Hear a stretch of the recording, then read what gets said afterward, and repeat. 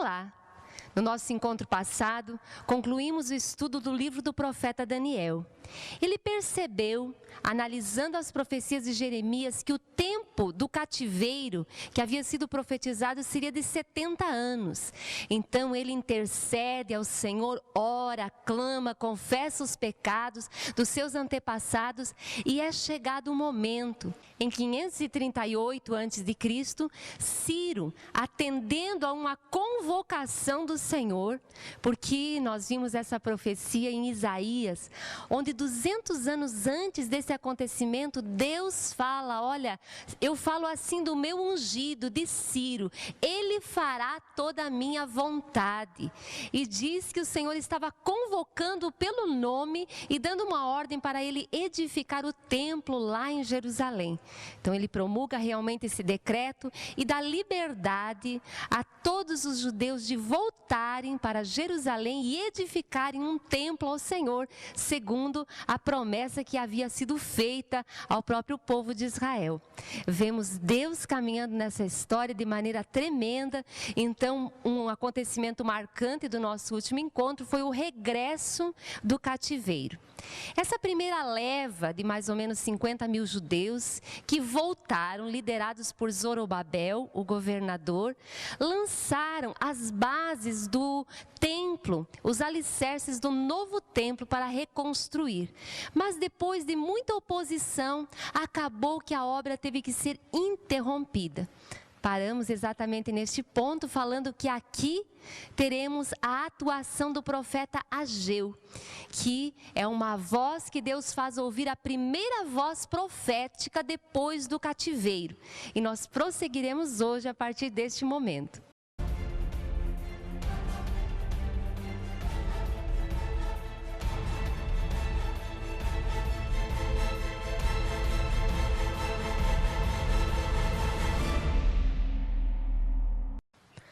Ageu pode ter sido um daqueles poucos que, ao regressar para Jerusalém, já conheciam o antigo templo, construído por Salomão e destruído por Nabucodonosor.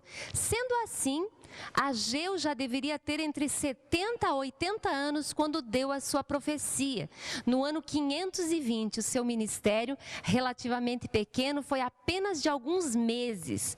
Mas ele foi usado pelo Senhor para exortar a Zorobabel e também o sumo sacerdote Josué a animarem o povo para retomarem a construção do templo. O que havia acontecido é que depois de eles, por causa de tanta oposição, terem interrompido os trabalhos da reedificação do templo, generalizou-se no meio do povo uma apostasia, uma letargia, um marasmo espiritual, porque eles voltaram com muita expectativa para reconstruir o templo, mas como foram impedidos, cada um foi atrás do seu próprio negócio, trataram de edificar as suas próprias casas e esfriaram novamente o seu coração para com Deus. Então é exatamente neste ponto que a palavra do Senhor volta a ser ouvida, Deus dando continuidade à história da redenção de todos os homens através deste povo. E então no capítulo 1 de Ageu, versículo 2 e seguintes, nós lemos: assim diz o Senhor dos Exércitos, este povo afirma, ainda não chegou o tempo de reconstruir a casa do Senhor. Por isso, a palavra do Senhor veio novamente por meio do profeta Ageu. Acaso é tempo de vocês morarem em casas de fino acabamento, enquanto a minha casa continua destruída?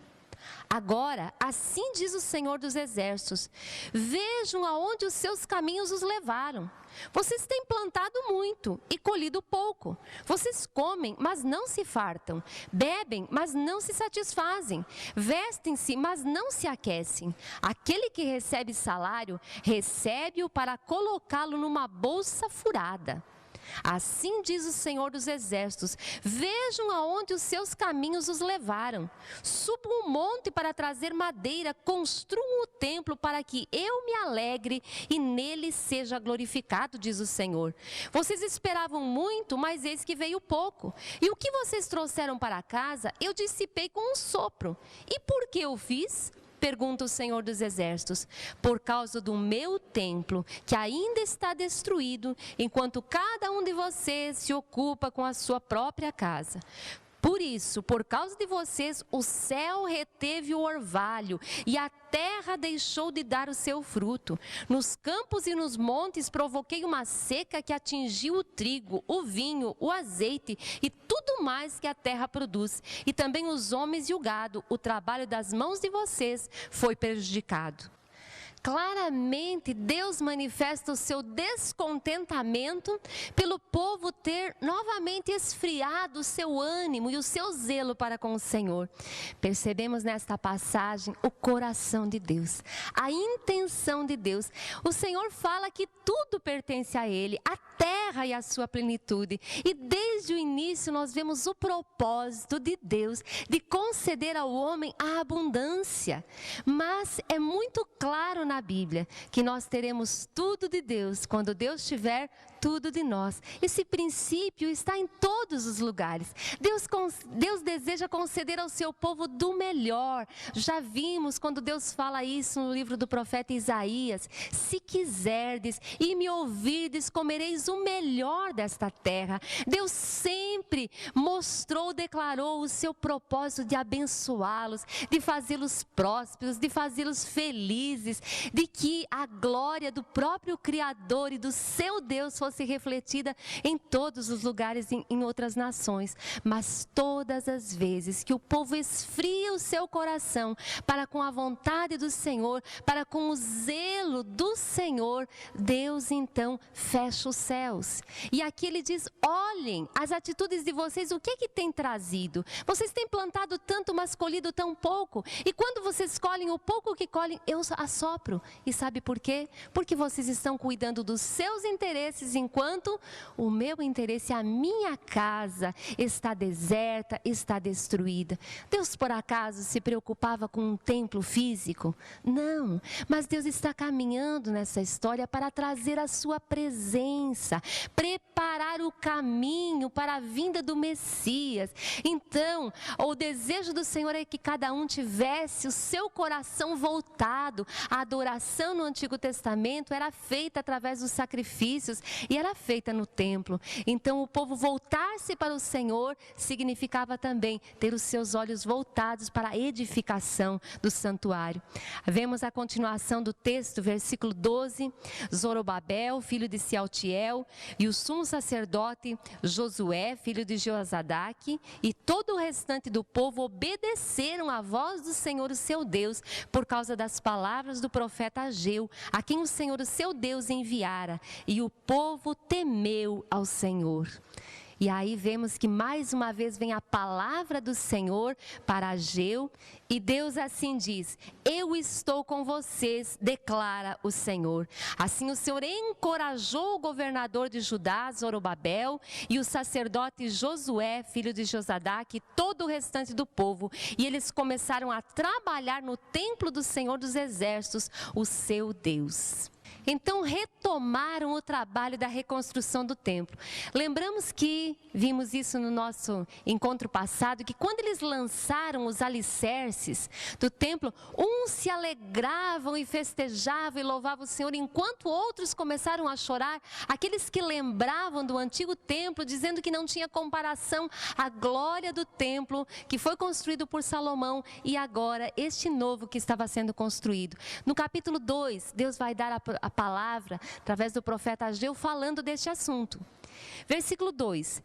Pergunte a seguinte ao governador de Judá, Zorobabel, e ao sumo sacerdote Josué, e ao restante do povo: quem de vocês viu este templo em seu primeiro esplendor?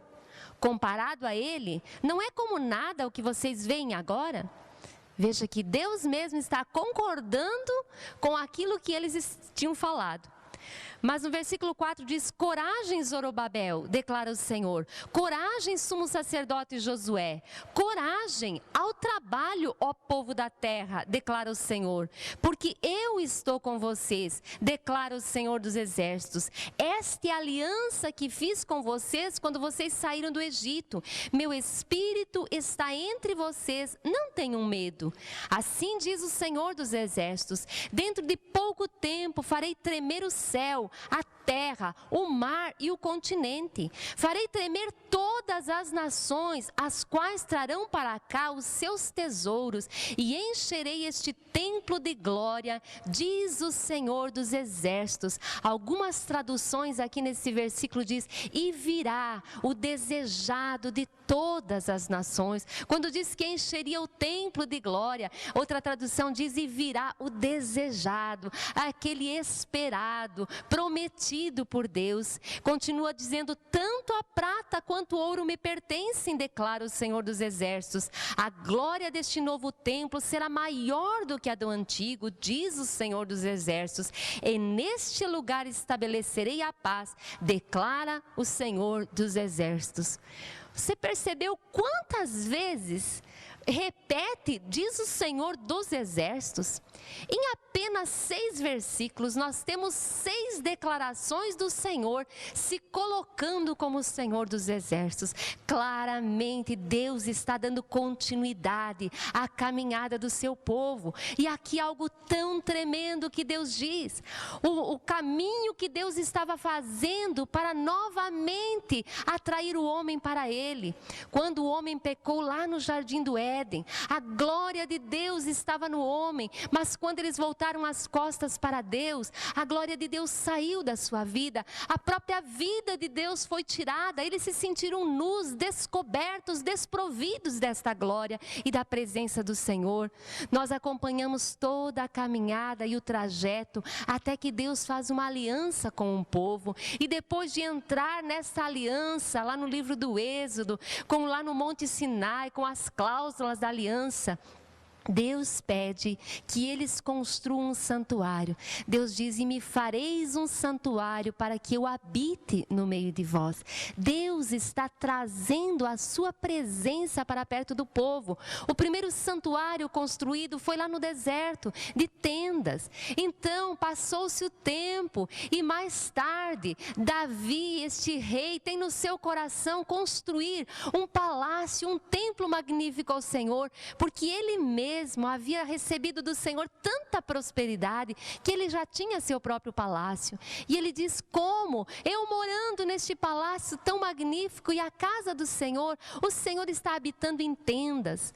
Então Deus permite, ele faz a planta, mas é o seu filho Salomão quem constrói o segundo santuário, o segundo templo. E este templo era glorioso, esse templo era magnífico, era muito rico, cheio de muito esplendor.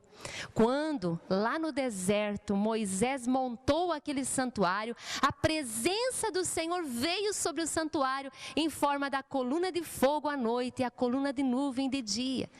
Este santuário agora de Salomão, maravilhoso, tremendo, despertava o orgulho diante de todas as nações. O dia que Salomão foi consagrar, a nuvem da glória do Senhor encheu o tabernáculo, de maneira que os sacerdotes nem conseguiam oficiar lá dentro, não conseguiam nem permanecer em pé. E agora eles estão construindo novamente o templo, porque aquele tão magnífico tinha sido destruído. E Deus vai dizer: olha, vocês olham para ele e perto daquele não parece nada para vocês. Deus aqui está dizendo para eles levantarem os olhos e começar a olhar o que é a essência do templo. O primeiro era de tendas no deserto, mas a glória do Senhor, a presença do Senhor estava lá. O segundo era magnífico, era de tamanho esplendor que os próprios judeus se apoiavam na riqueza e na beleza do santuário no exterior, e por causa disso vimos que deixaram os pecados encherem a nação e o seu coração se afastou do Senhor, apesar de ter tanta glória o templo. Mas Deus destrói constrói por causa dos seus pecados, e agora este terceiro santuário pela Bíblia, ele não é tão glorioso, não tem comparação, mas Deus está dizendo: não fiquem pensando nisso, vocês esperem, porque virá o desejado de todas as nações, porque eu encherei este santuário com a minha glória. Deus começa a apontar a direção que eles deveriam olhar, a vinda do Messias, aquele realmente que faria a diferença. Deus está caminhando na história para trazer a redenção, a salvação a toda a humanidade. E o fato dele repetir tantas vezes, depois do exílio, da volta do exílio, quando eles voltaram do cativeiro, vemos uma característica tanto em Ageu, quanto Malaquias, quanto outros livros, o Senhor mencionando tanto essa expressão: eu sou o Senhor dos exércitos. Deus quer demonstrar claramente a sua soberania na história, como Ele é Senhor sobre todas as coisas, e Ele está dando continuidade ao seu plano, ao seu projeto. Na sequência dos versículos, nós vamos ver Deus fazendo promessas tremendas para eles, caso eles voltassem os seus olhos, o seu coração para o propósito do Senhor. Versículo 15: agora prestem atenção, de hoje em diante reconsiderem. Em que condições vocês viviam antes que se colocasse pedra sobre pedra no templo do Senhor? Quando alguém chegava a um monte de trigo procurando 20 medidas, havia apenas 10. Quando alguém ia ao depósito de vinho para tirar 50 medidas, só encontrava 20. Eu destruí todo o trabalho das mãos de vocês, com mofo, ferrugem e granizo, mas vocês não se voltaram para mim, declara o Senhor. A partir de hoje, 24º dia do 9º mês, atentem para o dia em que os fundamentos do templo do Senhor foram lançados. Reconsiderem, ainda há alguma semente no celeiro? Até hoje, a videira, a figueira, a romeira e a oliveira não têm dado fruto, mas de hoje em diante abençoarei vocês. Veja que a primeira palavra de Deus para o profeta Ageu é dizendo: por acaso vocês dizem não é tempo, não é hora de construir o templo, e cada um vai construindo a sua própria casa e vai arrumando os detalhes da sua casa, enquanto o templo do Senhor estava abandonado. E por causa disso, eles não estavam colhendo, eles estavam em situação difícil. Aquilo que eles faziam, Deus não estava abençoando. Deus disse que abençoaria, amaldiçoaria até as suas bênçãos.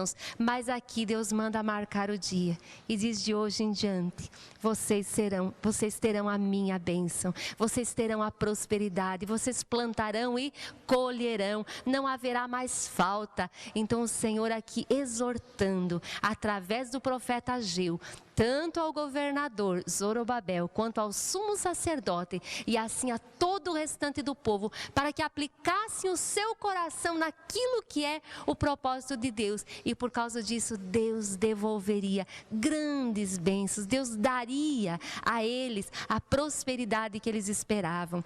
No finalzinho do livro, nós vamos ver, versículo 21, diga a Zorobabel, governador de Judá, que eu farei tremer o céu e a terra, derrubarei tronos e destruirei o poder dos reinos estrangeiros, virarei os carros e os seus condutores, os cavalos e os seus cavaleiros cairão, cada um pela espada do seu companheiro.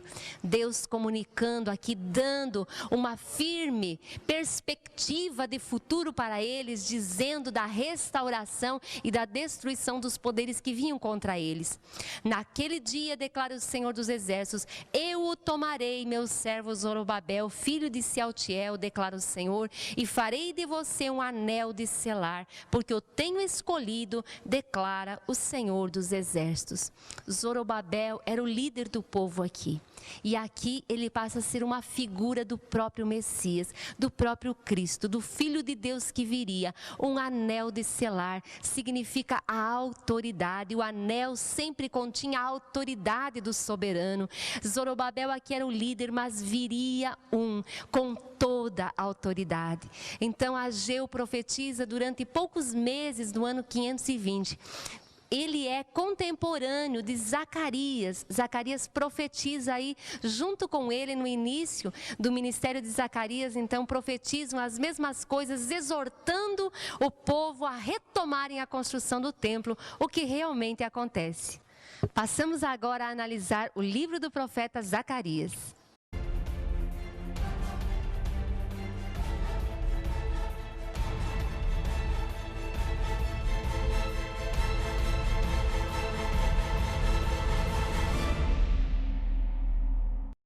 Zacarias era da tribo de Levi e ele serviu em Jerusalém tanto como sacerdote como profeta depois do exílio. Capítulo 1, versículo 2 e seguintes. O Senhor muito se irou contra os seus antepassados. Por isso digo ao povo, assim diz o Senhor dos Exércitos, voltem para mim e eu me voltarei para vocês, diz o Senhor dos Exércitos. Olha, aquilo que mencionei há pouco, característica destes profetas pós-exílicos. Deus se manifestava desta forma, dizendo que ele estava levando à frente o seu plano. Neste tempo aqui, a profecia que estamos lendo estava acontecendo no mesmo tempo da profecia de Ageu. Versículo 4. Não sejam como os seus antepassados, aos quais os antigos profetas proclamaram. Assim diz o Senhor dos Exércitos, deixem os seus caminhos e as suas más obras. Mas eles não me ouviram, nem me deram atenção, declara o Senhor. Onde estão agora os seus antepassados? E os profetas, acaso vivem eles para sempre? O finalzinho do versículo 6 diz, o Senhor dos Exércitos fez conosco o que os nossos caminhos e práticas mereciam, conforme prometeu. Então, essa primeira palavra que Deus envia através do profeta Zacarias é novamente confrontando o povo e dizendo, olha, não façam a mesma coisa que os antepassados de vocês fizeram. Quando eu enviava os profetas e os exortava a voltarem para mim, eles não obedeceram. Onde estão eles agora? No versículo 7 e seguintes, Deus dá a Zacarias uma visão de cavalos. E o anjo então vai falar com o Senhor sobre o significado disso. Versículo 12. Então o anjo do Senhor respondeu, Senhor dos Exércitos, até quando deixarás de ter misericórdia de Jerusalém e das cidades de Judá, com as quais estás indignado há 70 anos?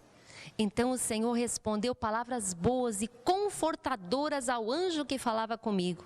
E o anjo me disse, proclame, assim diz o Senhor dos Exércitos, eu tenho sido muito zeloso com Jerusalém e Sião, mas estou muito irado com as nações que se sentem seguras, porque eu estava apenas um pouco irado com o meu povo, mas elas aumentaram a dor que ele sofria.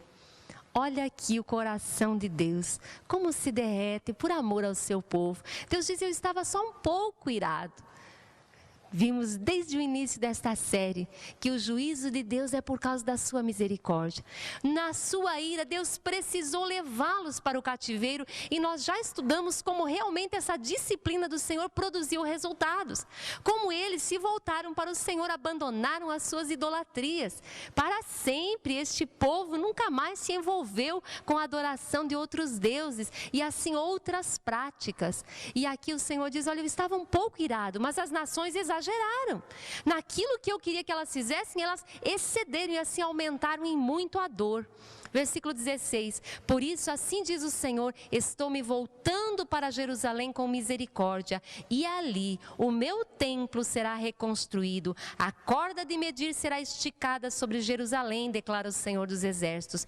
Diga mais, assim diz o Senhor dos Exércitos, as minhas cidades transbordarão de prosperidade novamente, e o Senhor tornará a consolar Sião e a escolher Jerusalém. Deus afirma a continuação da história, restaurando o seu povo, restaurando o templo, restaurando a cidade de Jerusalém, a tribo de Judá. Que coisa maravilhosa, o Senhor prometendo aqui que as cidades seriam repovoadas.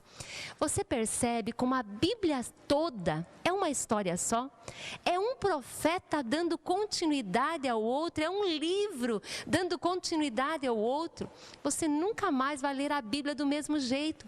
Veja aqui, Zacarias, profeta pós-exílico, mencionando, é sempre a mesma coisa, sempre as mesmas palavras do Senhor, dizendo, olha o cativeiro, Senhor, tu estavas irado até quando? Era 70 anos. Falando as mesmas coisas, como Deus é maravilhoso. Dos versículos 18 a 21, Zacarias vai mencionar mais uma visão que ele recebeu do Senhor de 4 chifres e 4 ferreiros ou 4 artesãos. Chifre simboliza aqui os poderes e que vieram antes e que destruíram Jerusalém, Israel e Judá. E Deus menciona que os ferreiros seriam outros poderes que venceriam e julgariam agora esses poderes anteriores. No capítulo 2, versículo 1 e seguintes diz: olhei em seguida e vi um homem segurando uma corda de medir.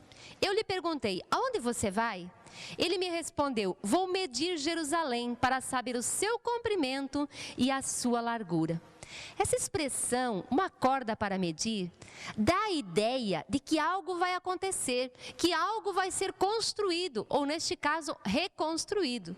Versículo 3, então o anjo que falava comigo retirou-se e outro anjo foi ao seu encontro e lhe disse, corra e diga àquela jovem, Jerusalém será habitada como uma cidade sem muros, por causa dos seus muitos habitantes e rebanhos, e eu mesmo serei para ela um muro de fogo ao seu redor, declara o Senhor, e dentro dela serei a sua glória. Zacarias é um dos profetas do Antigo Testamento, depois de Isaías, que mais profetiza sobre o Messias.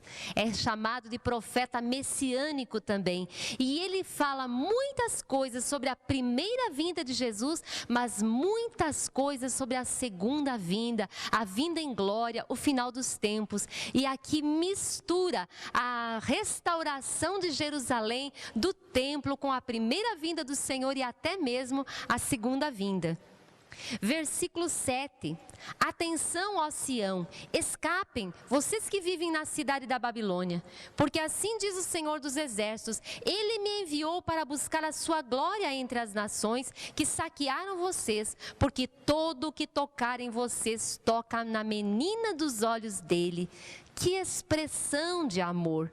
Deus falando que enviou o anjo para buscar a sua glória é o seu povo. Que honra Deus dá ao seu povo que se chama pelo seu nome. E aqui diz, quem toca em vocês, toca na menina dos olhos de Deus. Versículo 9, certamente levantarei a minha mão contra as nações, de forma que serão um espólio para os seus servos. Então vocês saberão que foi o Senhor dos Exércitos que me enviou. Cante e alegre-se, ó cidade de Sião, porque venho fazer de você a minha habitação, declara o Senhor. Muitas nações se unirão ao Senhor naquele dia e se tornarão meu povo. Então você será a minha habitação e reconhecerá que o Senhor dos Exércitos me enviou a você. O Senhor herdará Judá como sua propriedade na terra santa e escolherá de novo Jerusalém. Aquietem-se todos perante o Senhor, porque Ele se levantou de sua santa habitação. Deus se levanta do seu trono para continuar a história. Aqui prometendo a restauração de Jerusalém, e percebemos que mistura, como falei há pouco, a restauração física de Jerusalém naqueles dias, a restauração do templo, a vinda de Jesus, a sua primeira vinda, mas sobretudo a segunda vinda, onde todos se renderão diante do Senhor. No capítulo 3, versículo 8, diz, ouçam bem, sumo sacerdote Josué e seus companheiros sentados diante de você, homens que simbolizam coisas que virão. Trarei o meu servo, o renovo, finalzinho do versículo 9, e removerei o pecado desta terra num único dia. A promessa da vinda do Messias. No capítulo 8, versículos 1 e seguintes diz, mais uma vez veio a mim a palavra do Senhor dos Exércitos. Assim diz o Senhor dos Exércitos, tenho muito ciúme de Sião, estou me consumindo de ciúmes por ela. Assim diz o Senhor: estou voltando para Sião e habitarei em Jerusalém. Então Jerusalém será chamada cidade da verdade, e o monte do Senhor dos Exércitos será chamado monte sagrado. Assim diz o Senhor dos Exércitos: homens e mulheres de idade avançada voltarão a sentar-se nas praças de Jerusalém, cada um com sua bengala, por causa da idade. As ruas da cidade ficarão cheias de meninos e meninas brincando. Mesmo que isso pareça impossível para o remanescente deste povo naquela época, será impossível para mim, declara o Senhor dos Exércitos. Assim diz o Senhor dos Exércitos: salvarei meu povo dos países do Oriente e do Ocidente, eu os trarei de volta para que habitem em Jerusalém, serão meu povo e eu serei o Deus deles com fidelidade e justiça. As promessas de Deus, então, acerca da restauração. Novamente, velhos andariam nas praças, crianças, jovens, a vida voltaria ao normal, Jerusalém seria povoada. O Senhor colocando os seus olhos aí. A profecia de Zacarias é dividida em duas partes. Do capítulo 1 ao 8 é uma parte, do 9 ao 14, a segunda parte. A primeira parte é profetizada no mesmo contexto de Ageu, incentivando o povo na reconstrução do templo, a voltar os olhos para o Senhor, por causa daquela letargia, daquela mornidão espiritual a que o povo tinha caído. Então aqui essas promessas de restauração estão movendo o povo para novamente reconstruir. Por causa do ministério desses dois profetas, o templo foi reconstruído e dedicado no ano de 516, 515 a.C. Aqui continuando, versículo 9 diz: assim diz o Senhor dos Exércitos, vocês que estão ouvindo hoje estas palavras, já proferidas pelos profetas, quando foram lançados os alicerces do templo do Senhor dos Exércitos, fortaleçam as mãos para que o templo seja construído. Pois antes daquele tempo não havia salários para os homens, nem para os animais. Ninguém podia tratar dos seus negócios com segurança por causa de seus adversários, porque eu tinha posto cada um contra o seu próximo. Mas agora não mais tratarei o remanescente deste povo como fiz no passado, declara o Senhor dos Exércitos. Haverá uma rica semeadura, a videira dará o seu fruto, a terra produzirá suas colheitas e o céu derramará o orvalho. E darei todas estas coisas como uma herança do remanescente deste povo. O teor da mensagem de Zacarias aqui, se analisarmos com a profecia de Ageu, as promessas, é a mesma coisa. Deus falando, então incentivando, se vocês voltarem os olhos, olha o que eu tenho preparado para vocês. Versículo 13, assim como vocês foram uma maldição para as nações, ó Judá e Israel, também os salvarei e vocês serão uma bênção. Não tenham medo, antes sejam fortes. Assim diz o Senhor dos Exércitos, assim como eu havia decidido castigar vocês sem compaixão, quando seus antepassados me enfureceram, diz o Senhor dos Exércitos, também agora decidi fazer de novo o bem a Jerusalém e a Judá. Não tenham medo.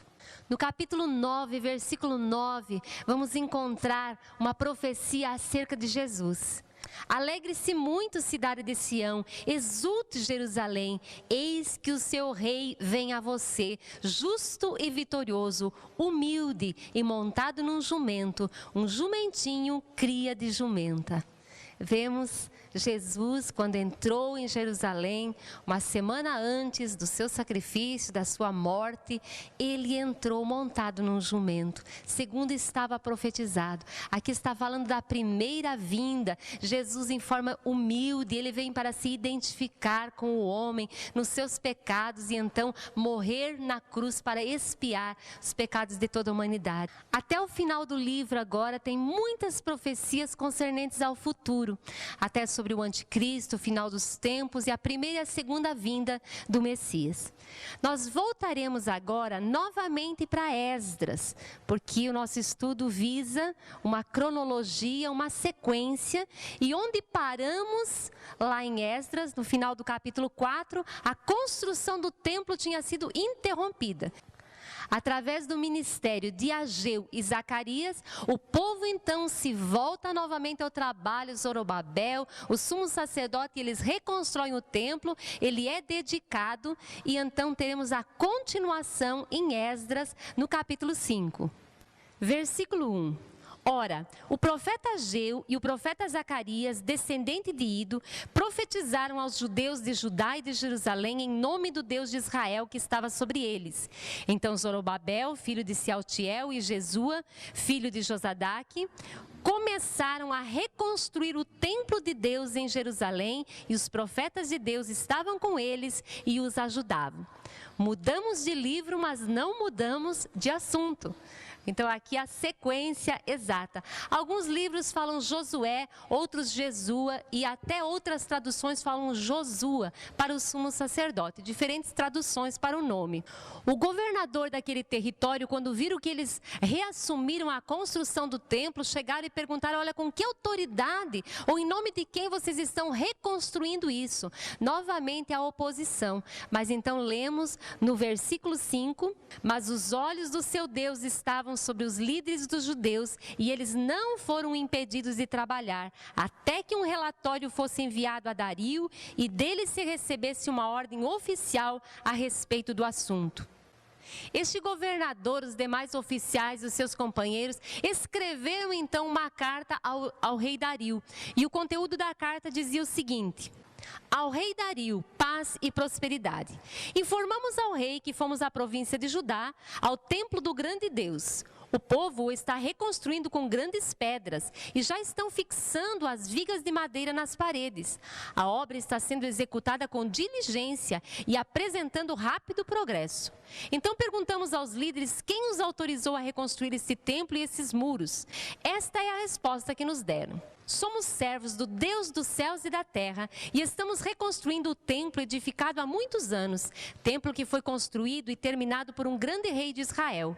Mas visto que os nossos antepassados irritaram o Deus dos céus, ele os entregou nas mãos do babilônio Nabucodonosor, rei da Babilônia, que destruiu esse templo e deportou o povo para a Babilônia. Contudo, no seu primeiro ano como rei da Babilônia, o rei Ciro emitiu um decreto ordenando a reconstrução desta casa de Deus. Aqui fala de Ciro como rei da Babilônia, por causa do lugar, da cidade, mas na verdade ele já estava no poder do Império Medo-Persa. O Império da Babilônia já tinha caído, mas a cidade de Babilônia continuou como capital deste novo império. Agora, se for do agrado do rei, que se faça uma pesquisa nos arquivos reais da Babilônia para verificar se o rei Ciro de fato emitiu um decreto ordenando a reconstrução da casa de Deus em Jerusalém. Aguardamos do rei a decisão sobre o assunto. Chegando esta carta ao rei Dario, ele faz uma pesquisa, investiga, encontra o decreto de Ciro, inclusive dando detalhes sobre a construção, o tamanho e ainda dizendo que as despesas seriam por conta da tesouraria do rei. Então ele manda uma resposta. Capítulo 6, versículo 7. Não interfiram na obra que se faz neste templo de Deus. Deixem o governador e os líderes dos judeus reconstruírem este templo de Deus em seu antigo local. Além disso, promulgam o seguinte decreto a respeito do que vocês farão por esses líderes dos judeus na construção deste templo de Deus. As despesas desses homens serão inteiramente pagas pela tesouraria do rei, do tributo recebido do território a oeste do Eufrates, para que a obra não pare. E o que for necessário, novilhos, carneiros, cordeiros para os holocaustos, oferecidos ao Deus dos céus, e trigo, sal, vinho e azeite, conforme for solicitado pelos sacerdotes em Jerusalém, tudo deverá ser entregue diariamente a eles sem falta, para que ofereçam os sacrifícios agradáveis ao Deus dos céus e orem pelo bem-estar do rei e dos seus filhos. Além disso, determino que se alguém alterar este decreto, atravessem-lhe o corpo com uma viga tirada de sua casa e deixem-no empalado. E seja a sua casa transformada num monte de entulho, e que Deus, que fez o seu nome ali habitar, derrube qualquer rei ou povo que estender a mão para mudar este decreto ou para destruir esse templo de Jerusalém. Eu, Dario, o decretei que seja plenamente executado. Por que estamos lendo todos esses textos? Quero que você perceba Deus movendo estes reis a favor da continuidade da sua história. Como Deus, na sua soberania, vai movendo o que precisa ser movido. É claro que cada povo, cada nação, cada família, cada indivíduo tem a sua resposta. No entanto, o propósito do Senhor a seu tempo vai sendo estabelecido. Deus movendo tantos reis. E este rei Dario ainda fala, olha, que toda nação que se volta contra não terá prosperidade. Temos esta promessa quando Deus fez lá para Abraão. Abençoarei os que te abençoarem, amaldiçoarei os que te amaldiçoarem. Esse império medo-persa foi tão próspero, tão rico, tão cheio de grandiosidade, porque a bênção do Senhor estava sobre eles, porque eles estavam estendendo o braço a favor do povo do Senhor. Versículo 14. Dessa maneira, os líderes dos judeus continuaram a construir e a prosperar, encorajados pela pregação dos profetas Ageu e Zacarias, descendentes de Ido. Eles terminaram a reconstrução do templo conforme a ordem do Deus de Israel e os decretos de Ciro, de Dario e de Artaxerxes, reis da Pérsia.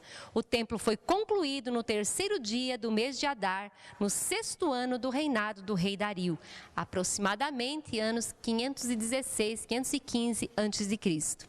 Depois da dedicação do templo, eles celebram a Páscoa e fazem todos os sacrifícios segundo a lei prescrita por Moisés. Chegamos no capítulo 7 de Esdras. Do capítulo 6 para o capítulo 7, nós teremos um intervalo de 60 anos. E é nesse ínterim que ocorrem os eventos relatados no livro de Ester, que passamos a estudar agora.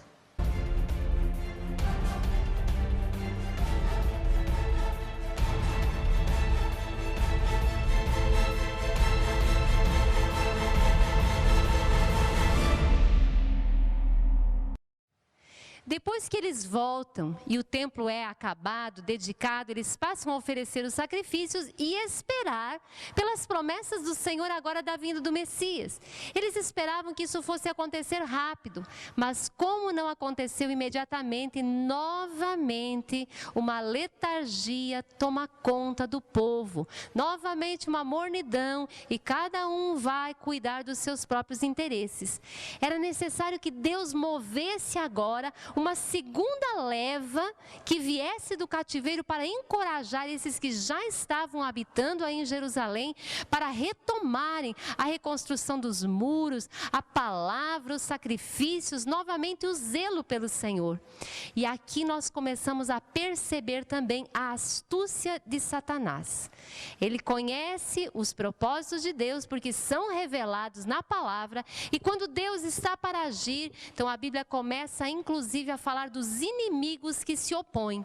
E os eventos narrados no livro de Ester revelam exatamente este propósito do inimigo de impedir que os judeus regressem e continuem ou fortaleçam as mãos e o ânimo daqueles que já se encontram lá. Ester, capítulo 1, versículo 1 e seguintes. Foi no tempo de Xerxes, também chamado Assuero, que reinou sobre 127 províncias, desde a Índia até a Etiópia. Naquela época, o rei Xerxes reinava em seu trono na cidade de Suzã. E no 3º ano do seu reinado, deu um banquete a todos os seus nobres e oficiais. Estavam presentes os líderes militares da Pérsia e da Média, os príncipes e os nobres das províncias. Durante 180 dias, ele mostrou a enorme riqueza de seu reino e o esplendor e a glória de sua majestade.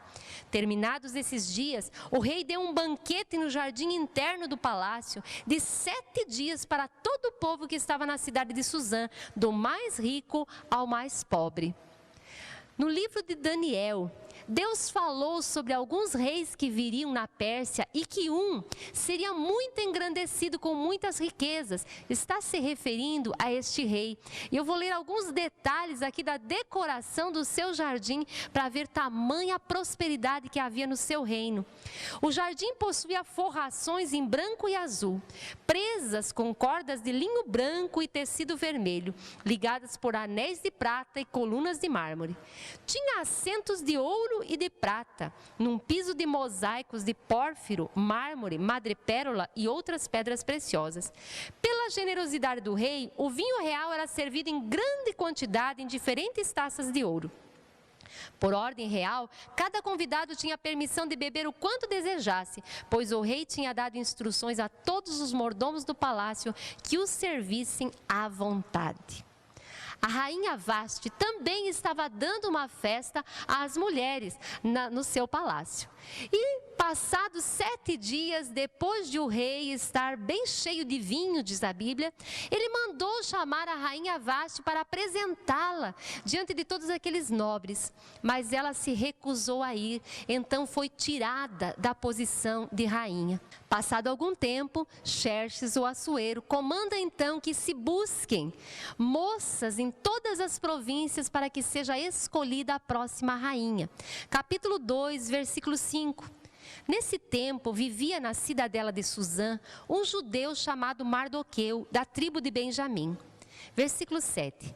Mardoqueu tinha uma prima chamada Hadassa, que havia sido criada por ele, por não ter pai nem mãe.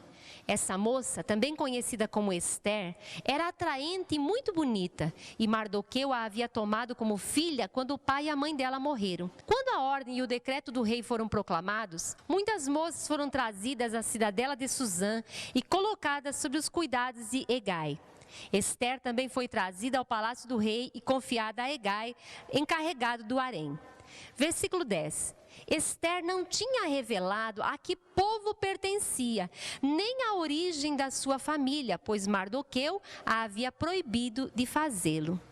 Passado o tempo da preparação de todas as moças, que elas ficavam muito tempo se preparando, e cada uma comparecia ao rei, até que, se ele quisesse, ele a chamaria novamente pelo nome. E chegou o momento então de Ester.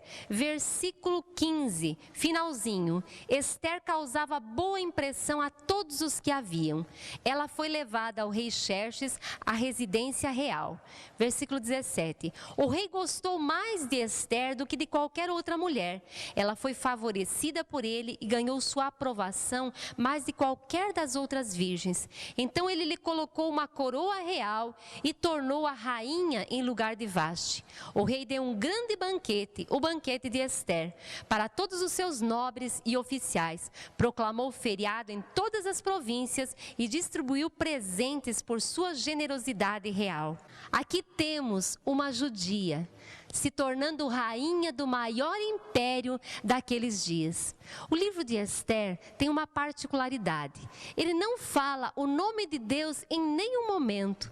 No entanto, todos esses acontecimentos, em todos eles, vemos a presença de Deus se movendo na história. No final do versículo 2, nós vemos que Mardoqueu estava à porta do palácio e ele ouve uma conversa de 2 oficiais do rei que estavam tramando uma conspiração para matar o rei. Então ele avisa rapidamente a Ester, Ester comunica isso ao rei em nome de Mardoqueu, é feita uma investigação e chega-se realmente à conclusão que eles eram culpados.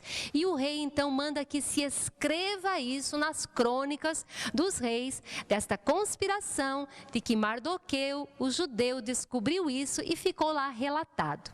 No capítulo 3, versículo 1 diz: depois desses acontecimentos, o rei Xerxes honrou Amã, filho de Amedata, descendente de Agag, promovendo-o e dando-lhe uma posição mais elevada que a de todos os demais nobres. Todos os oficiais do palácio real curvavam-se e prostravam-se diante de Amã, conforme as ordens do rei. Mardoqueu, porém, não se curvava nem se prostrava diante dele. Então os oficiais do palácio perguntavam a Mardoqueu: por que você não se prostra e você não reverencia Amã? Ele ficava quieto, mas não se prostrava, e dia após dia estavam falando a mesma coisa. Amã começou a ficar muito irado, com muita inveja de Mardoqueu, e tramou algo. E nós lemos no versículo 8. Então Amã disse ao rei Xerxes: existe certo povo disperso e espalhado entre os povos de todas as províncias do teu império, cujos costumes são diferentes dos de todos os outros povos e que não obedecem às leis do rei. Não convém ao rei tolerá-los. Aqui claramente, Ramã está sendo um tipo do próprio Satanás. A ele não bastava ver a ruína de Mardoqueu, porque ele declarava que não se prostrava porque era judeu, mas ele intentou então destruir todo o povo aqui, e ele chega diante do rei com esses argumentos. Versículo 9, se for do agrado do rei, que se decrete a destruição deles, e eu colocarei 350 toneladas de prata na tesouraria real à disposição para que se execute este trabalho. Olha o ódio de Satanás contra o próprio povo de Deus.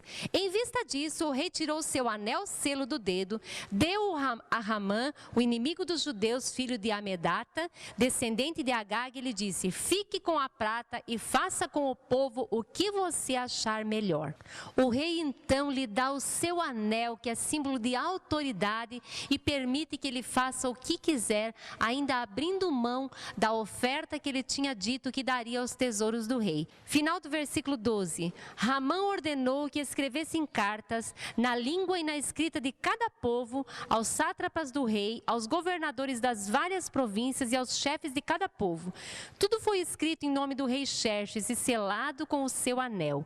As cartas foram enviadas por mensageiros a todas as províncias do império, com a ordem de exterminar e aniquilar completamente todos os judeus, jovens e idosos, mulheres e crianças, num único dia, o 13º dia do 12º mês, o mês de Adar, e de saquear os seus bens. Veja que isso é um grande incentivo para o próprio povo das outras nações exterminar com o povo judeu. Eles tinham liberdade de aniquilar a todos e ainda ficar com as suas propriedades, com os seus bens. Capítulo 4, versículo 1 e seguintes. Quando Mardoqueu soube de tudo o que tinha acontecido, rasgou as vestes, vestiu-se de pano de saco, cobriu-se de cinza e saiu pela cidade, chorando amargamente em alta voz.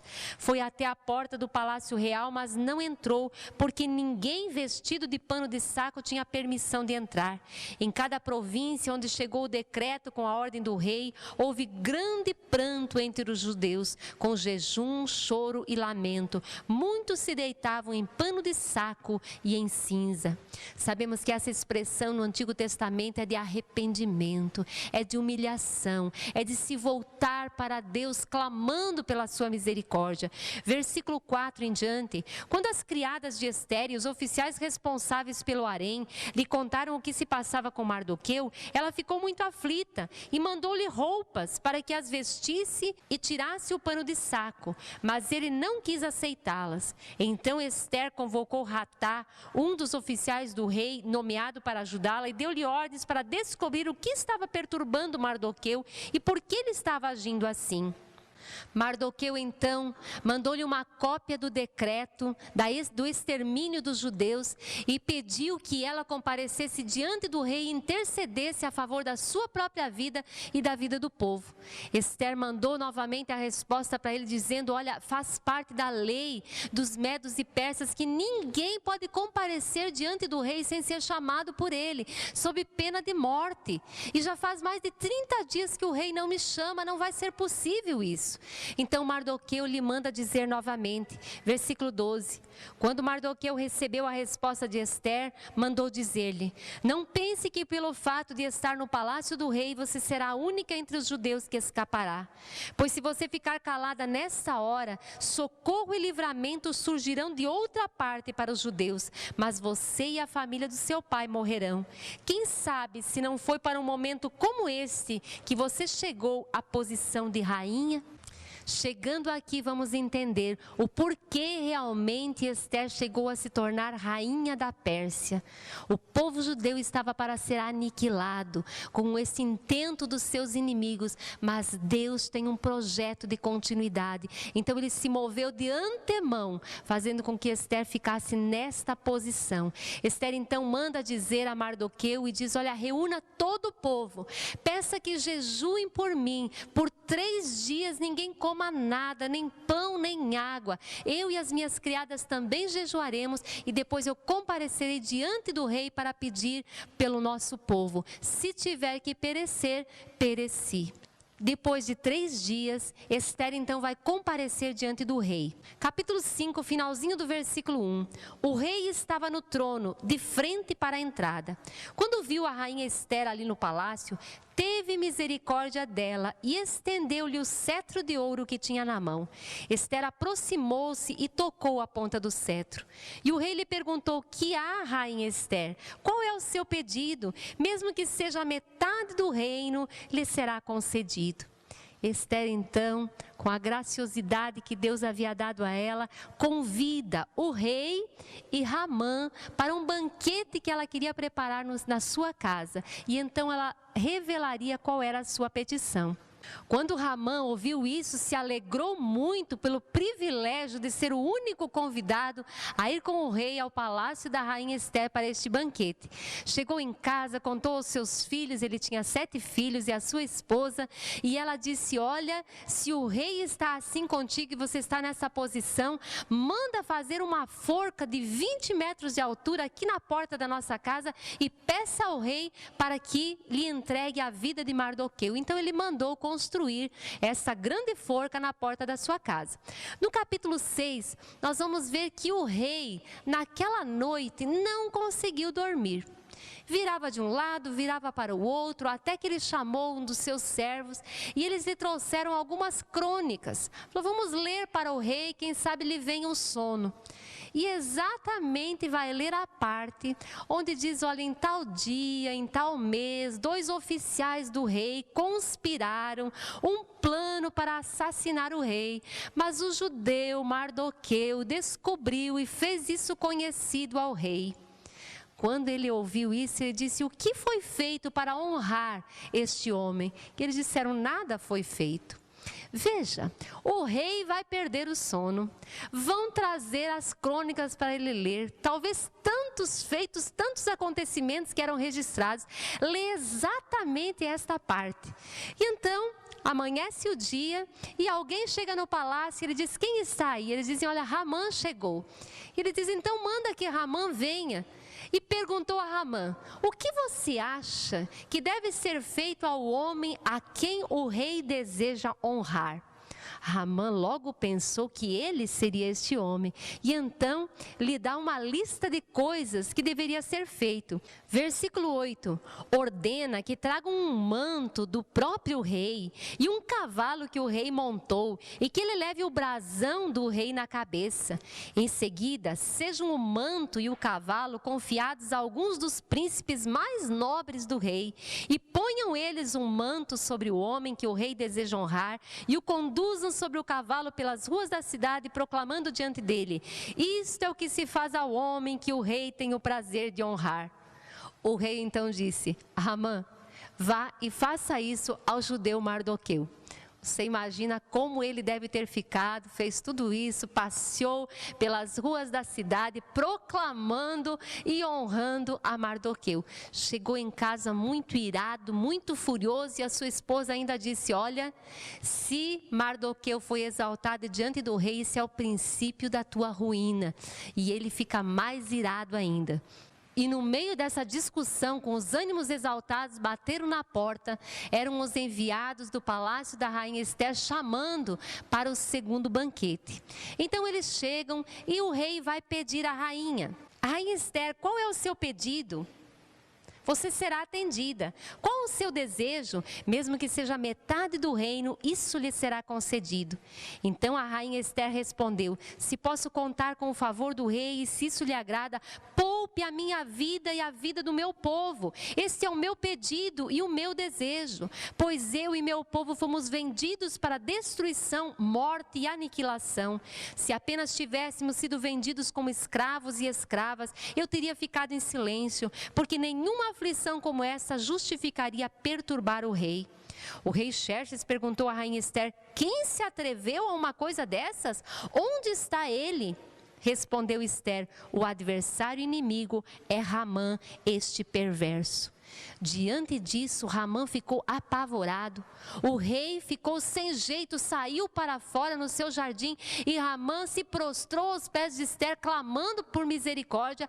O rei, quando vê ele jogado por cima da rainha, ele se exalta ainda mais e diz: você, além disso, ainda ousa atacar a rainha na minha frente e que seja tirado daqui. E então ele mesmo é enforcado na forca que ele tinha preparado para Mardoqueu, porque os seus oficiais diziam: olha, tem uma forca lá na casa dele, ele mandou preparar. Então ordenou que fosse executado no próprio instrumento que ele queria a destruição para Mardoqueu. Capítulo 8, versículo 1 diz: naquele mesmo dia, o rei Xerxes deu à rainha Ester todos os bens de Ramã, o inimigo dos judeus. E Mardoqueu foi trazido à presença do rei, pois Ester lhe dissera que ele era seu parente. O rei tirou seu anel selo que havia tomado de Ramã e o deu a Mardoqueu. E Ester o nomeou administrador dos bens de Ramã. Mardoqueu foi exaltado diante do rei, em todo aquele império, diante do seu próprio povo e os demais que viviam súditos daquele reino. Como ele lhe entregou o anel, também lhe entregou a autoridade. Ester vai clamar ao rei dizendo: olha, o nosso inimigo já está destruído, Ramã, mas o decreto ainda está em vigor. Peço, rei, que revogues esse decreto da destruição do nosso povo. O rei então disse: olha, faz parte da nossa lei dos medos e persas que nenhum decreto pode ser revogado, nem mesmo pelo rei, mas vocês têm a minha autoridade para se defender. E então ele escreve um novo decreto, no qual todos os judeus deveriam se preparar para resistir os seus inimigos no mesmo dia marcado, onde haveria a destruição deles. Todos deviam se preparar para destruir todo o povo judeu e saquear os bens. Então foi dado um novo decreto para que os judeus tivessem liberdade de se defender, destruindo qualquer um dos seus inimigos. Infelizmente houve uma grande matança, mas vemos a mão do Senhor neste acontecimento, nesta batalha, o Senhor permitindo que eles se defendessem, e a mão do Senhor esteve sobre ele, e conseguiram sobreviver a tudo isso, um grande número dos judeus. A rainha Ester então proclama um novo edito com a autoridade do rei, criando a festa de Purim, porque tinha sido lançado sorte sobre o dia da destruição, que era lançado pur, quer dizer lançado à sorte. E ela criou então a festa de Purim, que devia ser comemorada, onde todos deveriam festejar alegremente, dar presentes uns aos outros, e ano após ano deveria ser comemorada esta data, que tiveram um grande livramento da parte do Senhor. O livro de Ester é uma figura de alguns acontecimentos do futuro. Quando nós estudarmos sobre o Holocausto, quando Satanás também vai usar Hitler para tentar destruir totalmente os judeus. Isso também é um tipo do que aconteceria no fim, na grande tribulação, com o império do anticristo, que vai fazer guerra contra os judeus e vai persegui-los grandemente. Quando Deus está para cumprir os seus propósitos, o inimigo se levanta. Mas quem pode impedir os propósitos do Senhor? Este livro é permeado da presença do Senhor e da sua mão forte agindo sobre seu povo. Capítulo 10, versículo de 1 a 3. O rei Xerxes impôs tributos a todo o império, até sobre as distantes regiões costeiras. Todos os seus atos de força e de poder e o relato completo da grandeza de Mardoqueu, a quem o rei dera autoridade, estão registrados no livro das crônicas dos reis da Média e da Pérsia. O judeu Mardoqueu foi o segundo na hierarquia depois do rei Xerxes. Era homem importante entre os judeus e foi muito amado por eles, pois trabalhou para o bem do seu povo e promoveu o bem-estar de todos. O livro termina com a exaltação deste judeu, que ficou registrado os seus feitos em todos os livros dos imperadores da Média e da Pérsia. Voltamos agora para Esdras, do ponto onde paramos.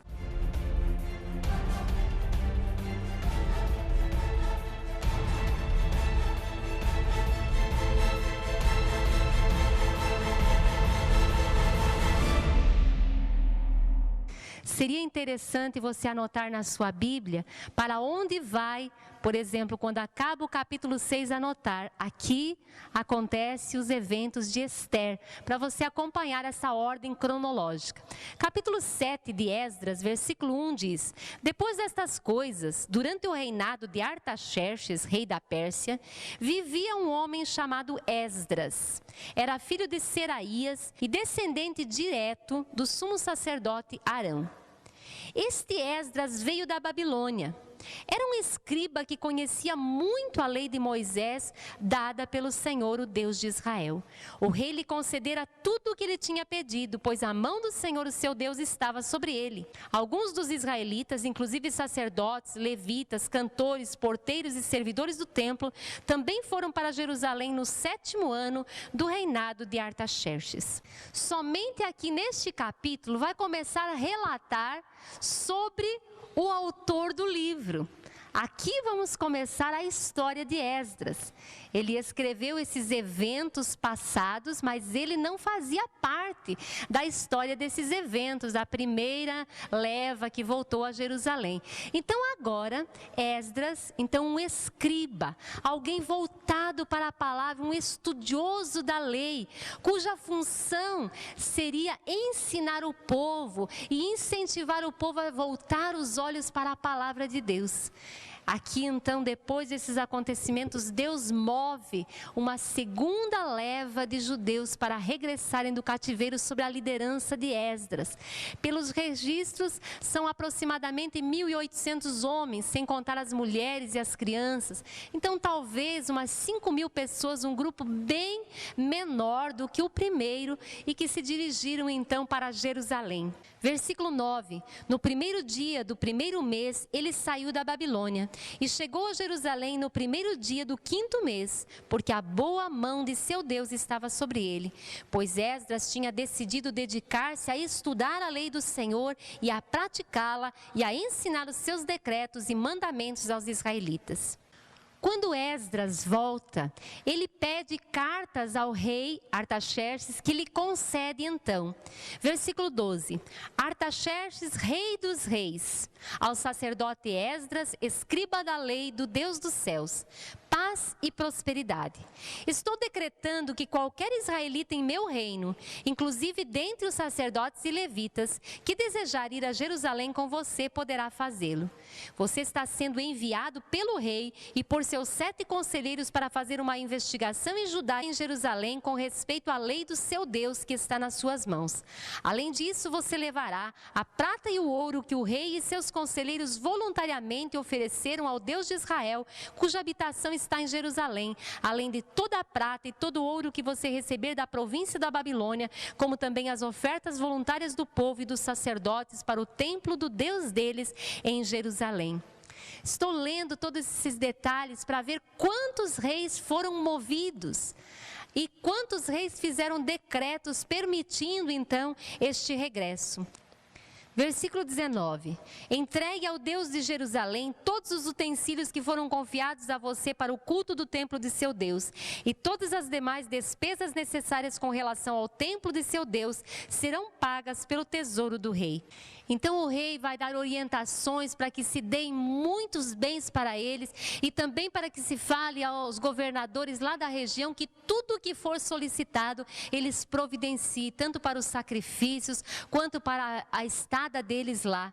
Versículo 25. E você, Esdras, com a sabedoria que o seu Deus lhe deu, nomeie magistrados e juízes para ministrarem a justiça a todo o povo do território situado a oeste do Eufrates, a todos os que conhecem as leis do seu Deus, e aos que não as conhecem você deverá ensiná-las.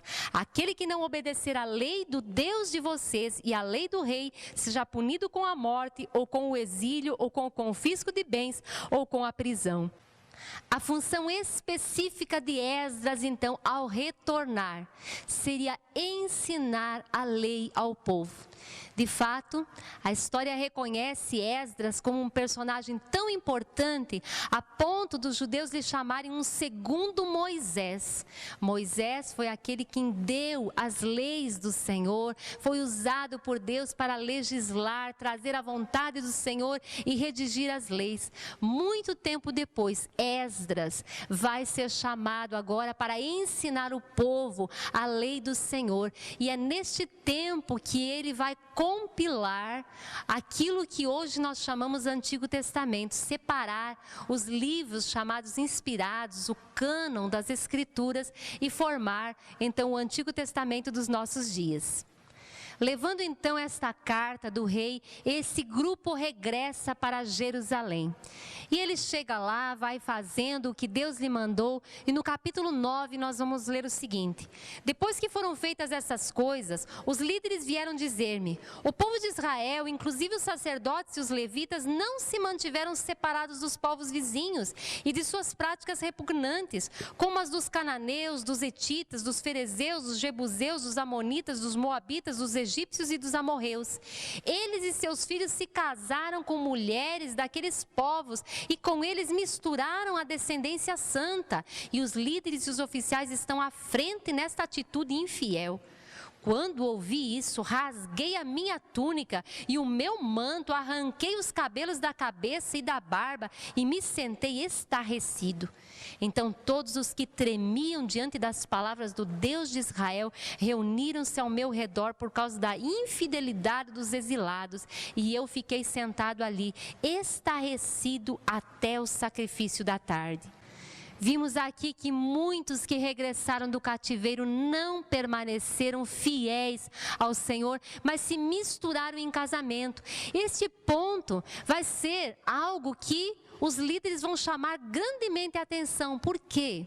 O caminho está sendo preparado para a vinda do Messias e a linhagem deles precisaria se conservar pura. Era o povo da aliança, não podiam estar misturados com as nações pagãs. Por isso essa atitude tão chocante de Esdras, até com si próprio, arrancando os cabelos, a barba e ficando estarrecido aí. E ele vai confessar os pecados, ele chega diante do Senhor dizendo: meu Deus, estou por demais envergonhado e humilhado para levantar o rosto diante de ti. Meu Deus, porque os nossos pecados cobrem a nossa cabeça e a nossa culpa sobe até os céus. E ele vai fazer uma longa oração aqui, confessando o pecado do povo, lamentando pela situação, clamando a misericórdia do Senhor. E no versículo 13 nós lemos: depois de tudo que nos aconteceu, por causa de nossas más obras e por causa de nossa grande culpa, apesar de nos teres punido menos do que os nossos pecados mereciam, ó Deus, e ainda nos teres dado um remanescente como este, como podemos voltar a quebrar os teus mandamentos e a realizar casamentos mistos com estes povos de práticas repugnantes? Como não ficarias irado conosco, não nos destruirias e não nos deixarias sem remanescente ou sobrevivente algum? Ó Senhor Deus de Israel, tu és justo e até hoje nos deixaste sobreviver como remanescente. Aqui estamos diante de ti com a nossa culpa, embora saibamos que por causa dela nenhum de nós pode permanecer na tua presença. Eles tinham a consciência de que o povo de Israel, o povo de Judá, que veio para o cativeiro como juízo de Deus, se prostituiu com outros deuses por causa dos casamentos mistos. Então aqui, eles se lamentando diante desta posição de muitos até líderes dentre o povo que não entenderam este ponto, não entenderam o privilégio de serem o povo da aliança, que Deus estava caminhando nessa história até trazer o Messias. Deus tinha um propósito a ser alcançado. Capítulo 10, versículo 1 e seguintes diz: enquanto Esdras estava orando e confessando, chorando prostrado diante do templo de Deus, uma grande multidão de israelitas, homens, mulheres e crianças, reuniram-se em volta dele. Eles também choravam amargamente.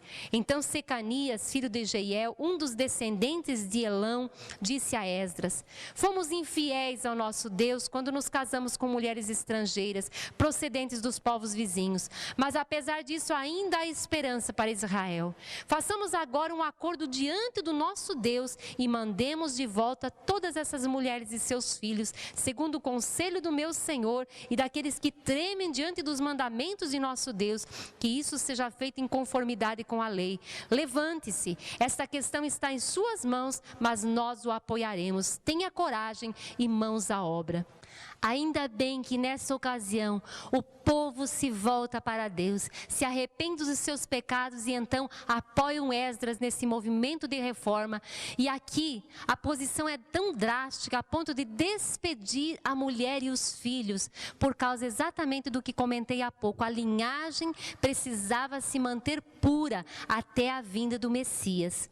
Versículo 7. Fez-se então uma proclamação em todo Judá e em Jerusalém, convocando todos os exilados a se reunirem em Jerusalém. Versículo 9. No prazo de 3 dias, todos os homens de Judá e de Benjamim tinham se reunido em Jerusalém. E no 20º dia do 9º mês, todo o povo estava sentado na praça que ficava diante do templo de Deus. Todos estavam profundamente abatidos por causa da reunião e também porque chovia muito. Então o sacerdote Esdras levantou-se e lhes disse: vocês têm sido infiéis, vocês se casaram com mulheres estrangeiras, aumentando a culpa de Israel. Agora confessem seu pecado ao Senhor, o Deus dos seus antepassados, e façam a vontade dele. Separem-se dos povos vizinhos e das suas mulheres estrangeiras. A comunidade toda respondeu em alta voz: você está certo, devemos fazer o que você diz. Mas há muita gente aqui e esta é a estação das chuvas, por isso não podemos ficar do lado de fora. Versículo 14, que os nossos líderes decidam por toda a assembleia, depois que cada homem de nossas cidades que se casou com mulher estrangeira venha numa data marcada, acompanhado dos líderes e juízes de cada cidade, para que se afaste de nós o furor da ira de nosso Deus por causa deste pecado.